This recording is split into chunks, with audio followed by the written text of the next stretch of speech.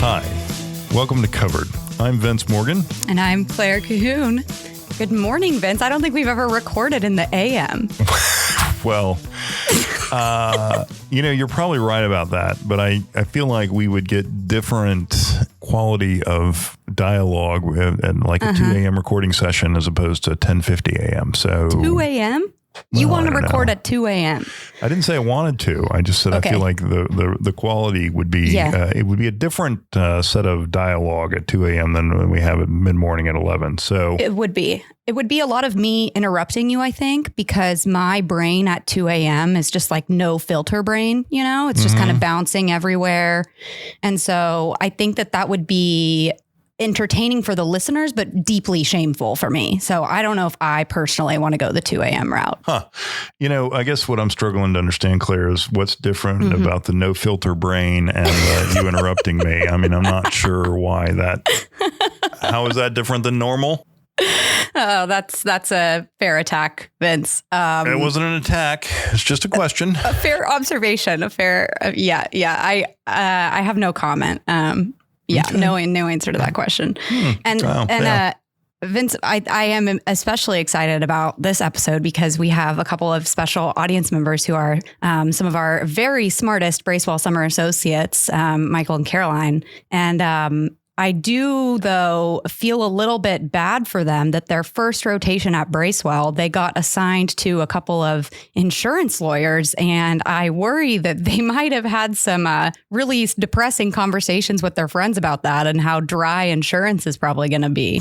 I was just wondering if you could maybe give them some hope. Can you tell, we ask our guests to tell crazy stories, but I don't think you've told a crazy story yet. Do you have any crazy stories that you could use to maybe give our summers some hope about how exciting and thrilling insurance law really can be? I think that our summer associates who get the opportunity to experience podcast greatness like we have here on insurance law for corporate policyholders. I mean, I really feel like this should be part of our mandatory recruiting scheme, but that's just me. In terms of crazy claims, I will tell you, as I look back, I'll tell you the craziest one I ever dealt with. And this actually happens with some frequency, but to me, it was new.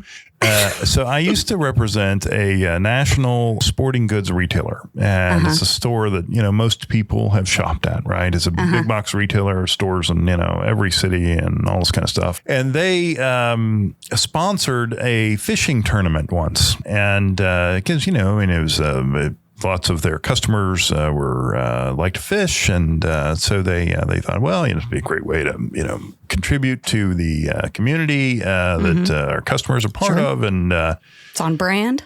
Yeah, so they sponsored a fishing tournament. And part of it was just monetary sponsorship. Part of it was they donated equipment as part of their commitment to this. And so there's a guy who was filming the tournament. It was a I guess these things are on TV now, right? And there are fishing tournaments. Yeah.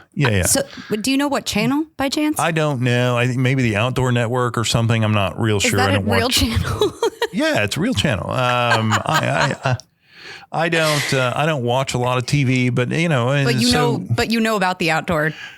Well, again, you don't watch TV. I watch it. They have the Tour de France. I think is where they broadcast that every year, and then they also, I think they do fishing tournaments, and you think, yeah. And so look, I had a case. Okay.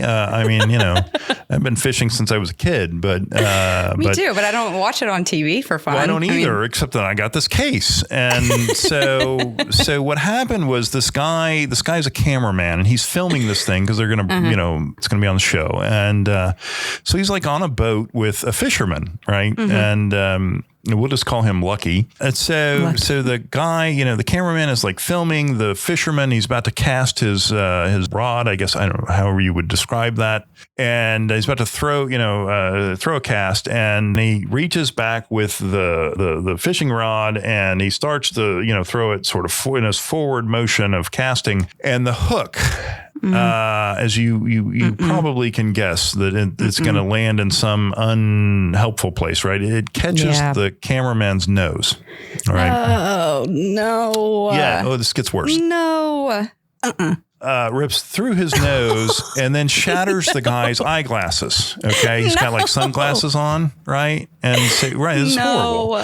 And so now he's got glass all in his eye. Right. And it's dreadful. Right. This poor man, he's just out there, trying to, do his job, make a living. And next thing you know, he has a fishing lure cut through his nose and shatter his eyeglasses. And so, he says, look, I am a cameraman that's what I do. And I now can't see out of my eye because it's filled with glass. And it was just horrible. Yeah, it was really horrible injury. And I'm so glad we're talking about this in the AM before lunch. That's great. Yeah, thank you. Sure. Well, you asked. Did I ask for this? So this is where it gets crazy, right? Now you can imagine, sort of what the claims from that might have been. But he doesn't ask for any of that. What he asked for was help paying his medical bills. He said, it cost me like, $3,500. And I don't know how that injury costs only $3,500. I mean, I would imagine it would be huge amounts and all this poor man asks is could you help me pay my bills? That's all he asked. There was no lawsuit. There was no anything. It's just, and so the insurance company decides. This guy has asked, so they paid, I think the insurance for this boat, I think it had like $700 in premiums or something. And they decided to file a lawsuit against every single participant in this fishing tournament and sue everybody in Virginia and for a declaratory judgment that they didn't owe coverage for this thing. And so we said to the judge, Your Honor, there's no claim here.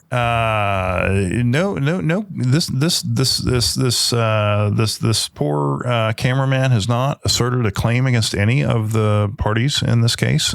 He's not sent a demand letter. He's not filed a lawsuit. He hasn't even threatened, he hasn't even sent an email saying, pay me or, I'll have no choice but to sue. I mean, he's done nothing. He just asked, if somebody would help him with his medical bills. And so so now this insurance company has decided to sue like 24 parties in a case in Virginia on a claim that didn't exist. Any opinion you would render would be advisory. And when we were done with all, and the judge, listened to the arguments, and at the end of it, he says, "You're right. There is no case or controversy here. There's no claim. I don't have jurisdiction. I'm going to dismiss this case." And we walked out in the hallway after all this was done. I mean, this is like, 2-hour hearing and stuff and federal court. And we walked out in the hallway and I look over at the lawyer who filed this train wreck of a case. And I say, why did you do that? And why didn't you just dismiss this thing after I filed my motion, And he says, well, I wanted to preserve venue in Virginia. I said, okay, so let me just see if I have this right. You wanted to file your lawsuit here, even though you didn't actually have a lawsuit. Why didn't you just send me an email and say, can we agree that if there's a, fight here, we'll fight it in Virginia? I said, I probably would have just said yes to that. And we wouldn't have spent all this money, fighting about this stupid waste of time. You make all these people, come here for no reason at all. Yeah, and you're not the guy who got a lure through your nose. The poor man, by the way, just a happy ending here. The poor man who was badly injured ultimately was compensated. That was round 3 of this crazy saga because the insurance company settled with the guy and then wanted us to give him a release. And I said, we didn't agree to that. And if somebody else comes and sues us down the road, we're not, we're going to file a claim. And the insurance company is like, well, why would we settle if you don't get a release? I'm like, because you settle claims all the day, every day. And because this guy got a fishing hook ripped through his nose. Right. That's why. Right. So you agreed to pay this man, pay him. Right. But we didn't agree to do anything here. And, so it was this crazy saga where, the insurance company filed and their lawyer filed this lawsuit that didn't need to exist, which we then got dismissed. Then we asked the people who owed for our fees to pay them. And they complained because, their lawyer charged 40% of what we did to do nothing other than say, we agree. And then the insurance company finally settled with the guy. and then wanted a release from us that we never agreed to give. And then they promised, after reaching a settlement, then they promised not to perform on it. And I said, okay, well, if you don't do that, now you've breached the contract, and, and we're going to be right back in, some other court. And they finally crumbled and paid. And it was just this crazy saga. I've never seen anything like it. But the good news is the poor man who was badly hurt was compensated, and that is good news. And then our client didn't have to pay any of the fees to mess with this craziness along the way, which was good too, because they didn't do anything. All they did was sponsor this tournament. They didn't have anything to do with pure sounding situation. Like they didn't try to. Right. They didn't mean to injure this guy. They were just trying to have a nice little fishing tournament for whatever old people are up watching the Outdoors Network at 2 a.m. on a Sunday evening. And that's not their fault. They didn't do anything wrong. Right. So there you go. There's my crazy story. I had crazy lawyers. Yeah. Crazy insurance company. And I was actually going to specifically request an animal related story, since we've had good animal related stories recently. And there wasn't there were fish involved theoretically. I mean, I don't know if any were caught, but in theory, the guy, he caught something, but it wasn't a fish. Sadly, it was the cameraman. But so I was telling this story to one of my carrier lawyer friends, and she said, "Oh yeah, this happens all the time." I'm like, "Okay, well, this is the first one I've seen." But so apparently, this is a fairly common injury in the marine environment. But that was a new one on me. Mm-hmm.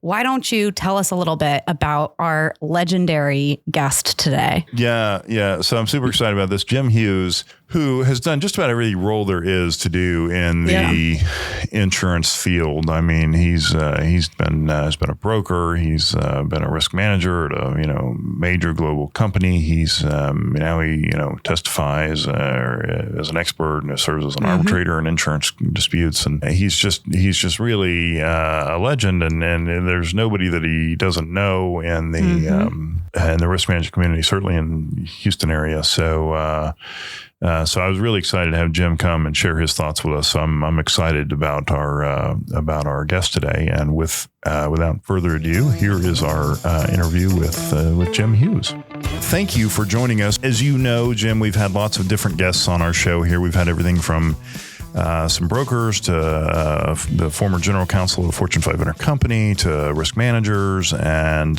we went across the enemy lines and got a carrier side rep one day to come and talk to us as one of our friends on the other side of the aisle, and so we always love to have guests who have really interesting backgrounds and have done amazing things in the insurance field, and you are again a legend in the insurance community. So, and our guests always love to hear about how people's careers have evolved, and yours has been a really interesting one. So, how did you end up working in insurance, and then how has your career progressed along the way? As I normally start off my lectures or classes at UH, I'll tell the students that about 40 years ago, if you had asked me, or you had suggested that I be A, living in Houston, B, in the oil or the energy space, and C, doing risk management insurance, I would have told you you're doing magic mushrooms. So when I was graduating from college, senior year, I was a little burnt out with doing a thesis, et cetera. I thought I was going to be applying to law school, but instead figured I'd have to find a little bit of money to do that. So I figured I'd work for a while. I started my career with what's now Swiss Re in New York, doing ocean marine aviation insurance. Had training stints in Houston and San Francisco, and lo and behold, I was transferred to Houston after a year. Continued to work for Swiss Re here. And then Conoco got hold of me, apparently because of my marine expertise. And I worked in Houston for several years for them, including doing a rather extensive study into whether our captives should start running third-party business. Fortunately, DuPont bought us and decided that was a silly idea. In the meantime, I did start applying to law school, but I got a transfer to London. I transferred back to Houston, and Conoco was part of DuPont at the time, so I was responsible for Conoco's North American operations as well as some of DuPont's. And then I was facing in my career what you would call dead man's shoes, which meant that my boss was questions where he was going, et cetera, et cetera. So I made the jump to the brokerage side, going to Johnson Higgins, doing energy, D&O, political risk, both as a broker and then eventually as a client executive. I then made a jump several years later to global special risks, which at the time was a London covenant holder. So meaning we had authority from various Lloyd's and other English insurance companies for both underwriting and claims. Conoco spun out from DuPont, and funny enough, my old boss reached out to me about coming back, and which was kind of exciting. And then within a year or two, Conoco merged with Phillips Petroleum, and I became the corporate insurance manager, risk manager, which was an exciting run. I was in that position for about 15 years, during which That sounds like a career right there, but then things got really interesting. Well, yes. I mean, ConocoPhillips was exciting because at one point it was a Fortune 5 company, went through a lot of M&A activity between buying 20% of Lukol, buying Burlington Resources. I was on the boards of OIL, OLSL, and S Energy, chairman of two of them. And then I had the opportunity to retire at the end of 2015. And at that point, figuring I still had some fair bit of energy, no pun intended, I decided to take arbitration mediation classes and set my shingle out, and in addition to doing expert witness work and consulting. However, several brokers reached out to me, and I was able to put together or agree to a part-time job with Marsh as a resource, although I ended up with some accounts. Retired from Marsh at the end of last year, but about 2+ years ago, I started teaching as an executive professor at the University of Houston main campus. So today, yes, I still teach at UH. I do arbitrations, mediations, expert witness work, and consulting, in addition doing a fair bit of volunteer work. So I cobble together different activities, keep me busy one way or the other. It sounds like you still have a full-time job doing, a bunch of different things together, and that's awesome. Well, thank you for walking us through that. And you teach University of Houston, right? You teach a couple of classes, yeah? I teach 3 classes, one of which I've been lecturing at since the class started back around 2001, 2002, which is energy insurance and risk management, which is where I have an opportunity to, I do several lectures, but then I bring in guest lecturers, risk managers, underwriters, brokers, and then I've made a few changes to the class, so including having a section on claims, which I think is kind of important discussion area, for which, Vince, you've very kindly given of your time. So you pick a hack lawyer for that, right? Not hard to do, right? Sure. Well, it's always nice to go and talk to your students. And I'll tell you, to your credit, the same thing I told them at the last session was I was really blown away by the professionalism of their presentations. I mean, they were polished, and it seemed like these people had been, doing this for a decade rather than, listening to it for 2 months. So however you've got it structured, it's working. Keep at it. I'll put it that way. And maybe just the best students make it to your class. I don't know, but it was very impressive. So let's talk a little bit about working through complicated coverage issues, right? Because again, I mean, just the history of your career that you, from working for a reinsurer and then working in-house as risk manager, and then being as part of 3 of the 5 big energy mutual insurers, right? Being involved in that, and then going and working back at a broker, and now as an arbitrator and an expert and that kind of thing. Tell me, how do you go about working through complicated coverage issues? You start with the policy, you start with trying to understand what's going on, try and talk to people first. Somebody calls you and says, Jim, I'd like your help with something. How do you, what's step 1 for you? Well, it depends on what capacity I'm being asked to look at something. So how much skin do I have in the game? But it's looking at it from both a micro and a macro perspective. So micro, really trying to look at analyze the policy, analyze what the what the claim actually is, drill down into the particulars of the claim. But then look at the macro. So who are the players? What are the relationships involved? What leverage comes into play? So keeping in mind, insurance at the end of the day is a promise to pay, but promise being words. So again, try and understand how all these things can come together is paramount. And I'm sorry, along the way, another one of my favorite little adages is communication is the key to success. So trying to figure out, how are we all coming together to achieve a result? That's helpful. Thank you. All right. So, as you look about, you talk through a few things there of, kind of what are you being asked to do and how can you help and that kind of thing. What, in terms of, and you talked about, communication being the key to success in this and so many other aspects of life too. Do you interact with the usual cast of characters in a different way, right? I mean, there's risk management, there's legal, there's brokers, there's adjusters, underwriters. Do you find that taking different approaches works well with, one group versus another? What's your sense of that? Yes. But again, trying to figure out what was the preparation leading up to hopefully before a claim? So do the various players understand the policy? Various players, how are they interacted? So without knowing some of those dynamics, you may approach a claim differently. So in my ideal world, so going back to my 28 plus year career on the risk management side, having proper procedures in place that hopefully you've taken the time on analyzing the policy.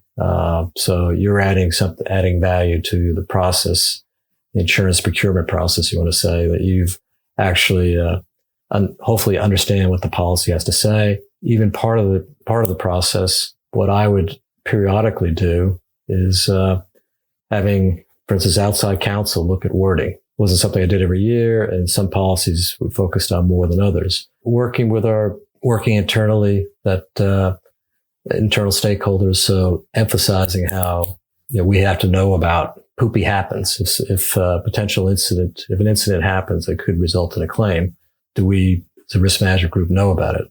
Fortunately, at ConocoPhillips, I was able to become part of our emergency response process, where if an incident happened that exceeded certain thresholds, there were about 8 people in the company that were immediately told about it. So that would give me a quick opportunity to see where this might be going. Having introduced different stakeholders to, even though we had That's pretty interesting. Do you think that's I'm sorry, let me just rudely jump in on you here. Do you think that crisis response approach of getting risk management involved, do you find that to be typical, or did you think that was unique when you guys put that in place? I would hope most companies have something similar to that, but it's the thought process of at what point, again, we typically would have very high self-insured retentions, although we had to temper that depending on where we were operating in the world. So it wasn't, I would be told sort of, this reporting process was, if somebody was hurt, property damage exceeding, I think it was $100,000, there was a spill of more than 10 barrels. So again, trying to put through a rational process so that not every little thing would be cluttering up the airwaves. So again, thinking through who should be told and then what happens with that information from there. Interesting.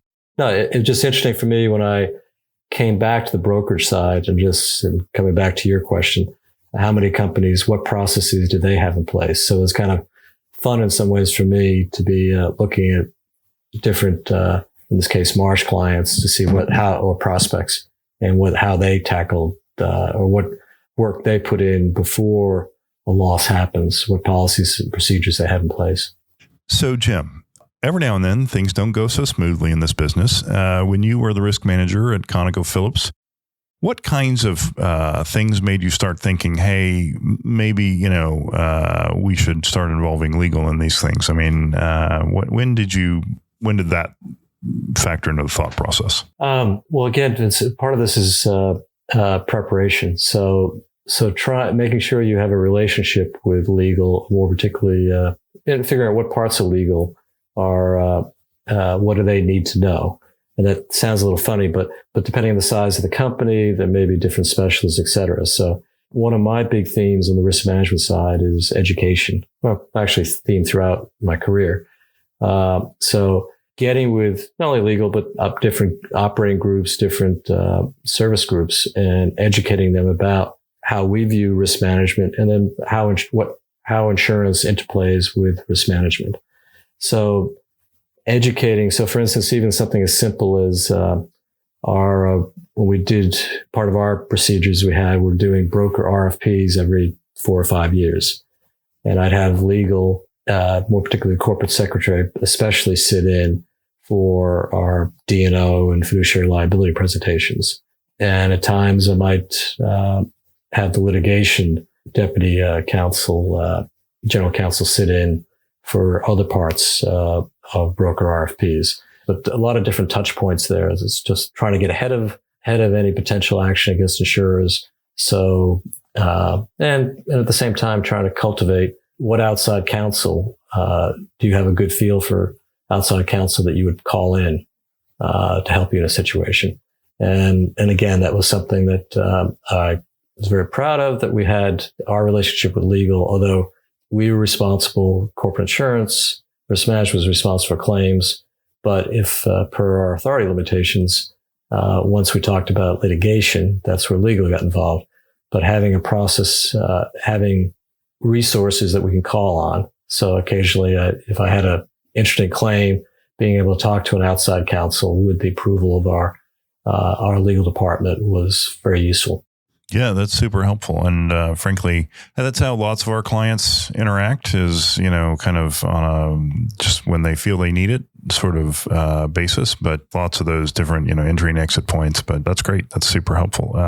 So, we going back to the arbitration issue, the worst, I shouldn't say worst, the most complicated arbitration issue I dealt with was working on Deepwater Horizon, where our client, which owned one of the was one of the owners of the well with BP and Anadarko, and they had insurance agreements that had required a London arbitration using New York law to be conducted in Japanese, and which, when you start counting how many lawyers we need to have that, it got to be a pretty big number. So anyway, all right. Well, I'm curious. We love a good story here at Covered. Our audience always loves to hear crazy claims, right? So we were talking to Jeff Higgins the other day, and he told us about somebody that I guess donated some land to a zoo or some sort of nature sanctuary, and then I guess a hippopotamus died a tragic death. And so there was a question about, is there a claim there for the condition the land was in or something like that? And so I'm curious, as you look back over the claims you've handled in your career,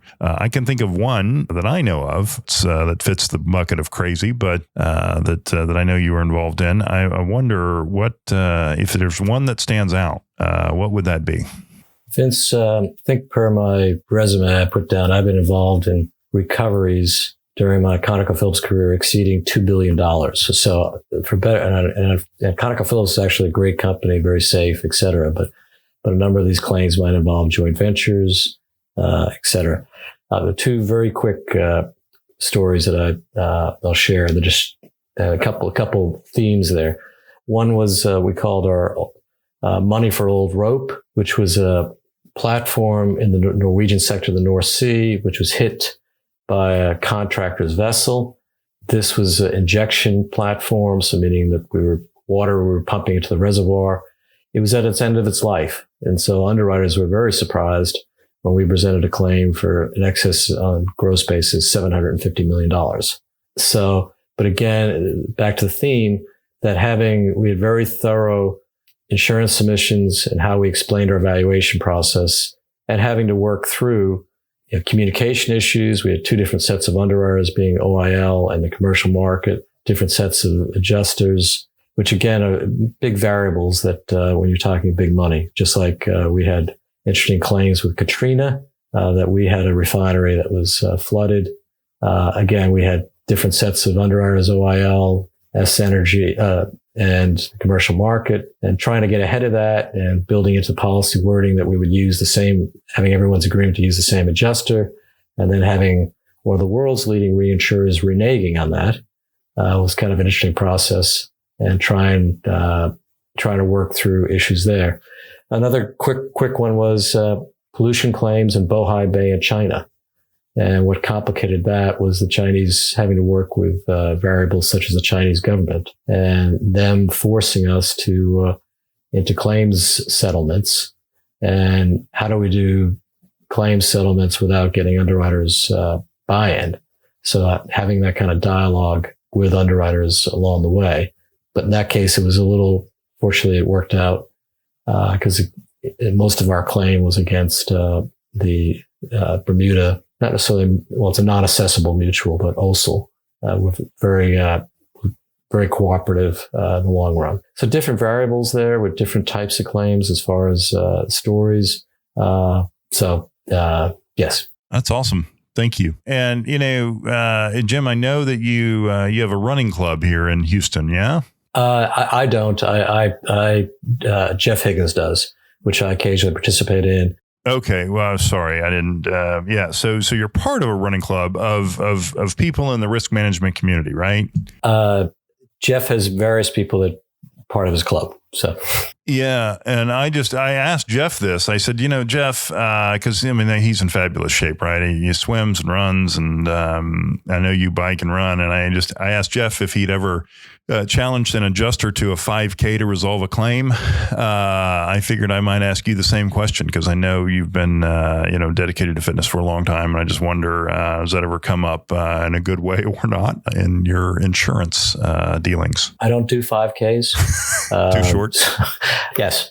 But all seriousness, I think part of where you're going with that question is in the insurance business, people talk about relationships and whether or not relationship is overstated or not. And what does relationship mean, especially if you have a claim? So I think I think it's a great question you're asking, because how do you necessarily use relationships? Because to me, throughout my career, one of my themes is reaching out to people and figuring out, and hopefully these are people smarter than me that can help educate me as far as adding value, et cetera.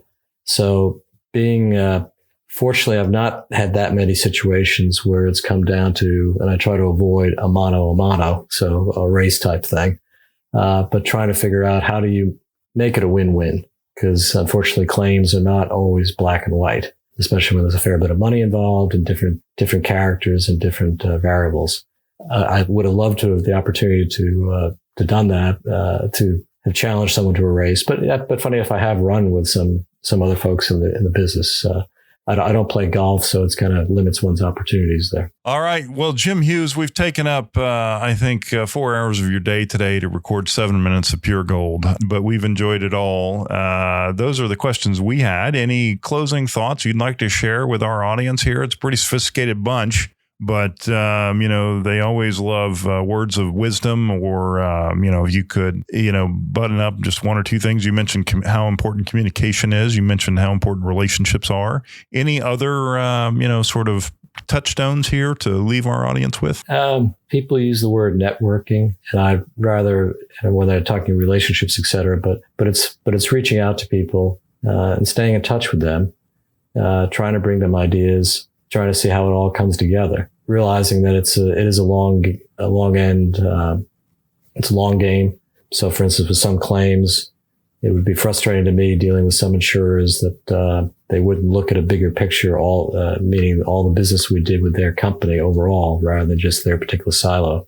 So understanding who your counterparties are, both internally and externally, understanding risk, understanding insurance, so being able to add you professionally, so continue to sharpen your saw. That do you understand your subject? Be positive. Smile every now and then helps. Well, that's a great way to close. I love it, actually. And on the relationship thing, I was thinking about, Jeff Bezos does his annual letter to shareholders, and there's some pretty interesting concepts in there, and because he's been an innovator, and and Amazon has its share of fans and critics. But one of his last ones I thought was pretty interesting thing. He said, "Create more than you consume."